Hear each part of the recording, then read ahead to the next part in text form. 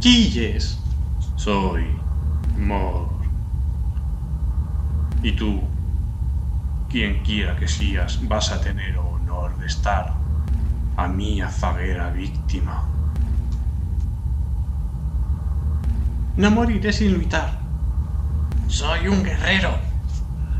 Coraznudo guerrero, luita contra la cosa. No puedo. No seas naves a las mugas de fantasía.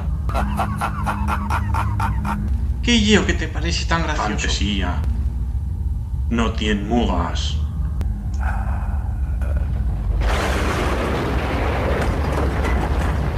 Y eso no es cierto. Mientes.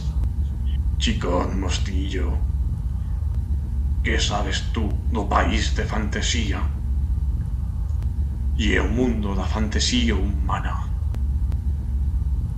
Cada partido suyo reino, cada bestia, no oye más que un mueso dos sueños y esperanzas de humanidad. Asinas no tienen mugas.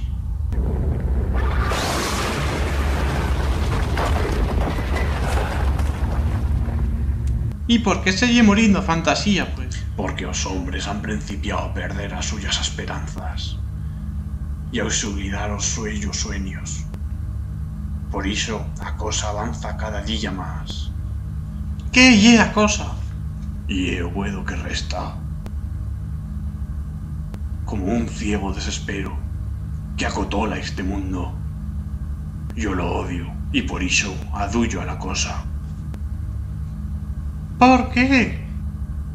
Porque las gens que no tienen ninguna esperanza son fáciles de dominar. Y quien tiene o dominio, tiene o poder.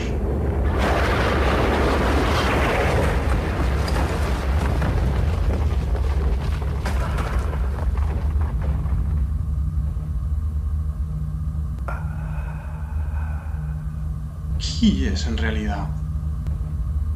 Soy o servidor do poder que surche d'impués da cosa.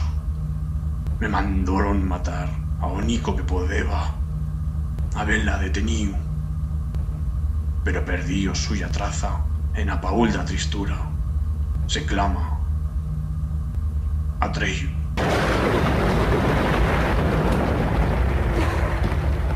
Si de todas trazas íbamos a morir, prefiero morir luchando. Ven a por yo, Mor. Yo soy Atreyu.